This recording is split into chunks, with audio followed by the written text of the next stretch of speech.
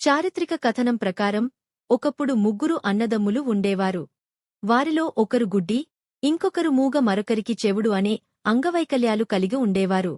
వారు తమ పొలంలో సాగు చేసుకుంటూ కాలం గడిపేవారు. వారి పొలానికి నీరు పెట్టడానికి నూతి నుండి నీరు తోడుతుండగా ఒకరోజు నూతిలో నీరు పూర్తిగా అయిపోయింది.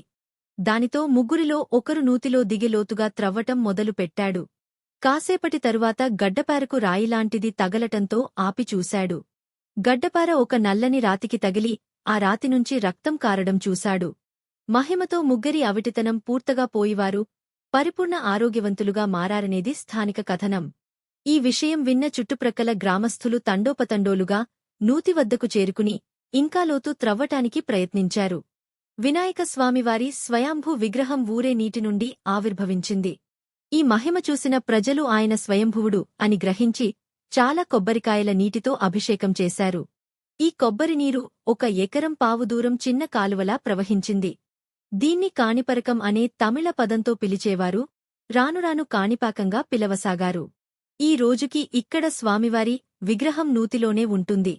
అక్కడ ప్రాంగణములోనే ఒక్క బావి కూడా ఉన్నది. దానిలో స్వామివారి వాహనము ఎలుక ఉంది.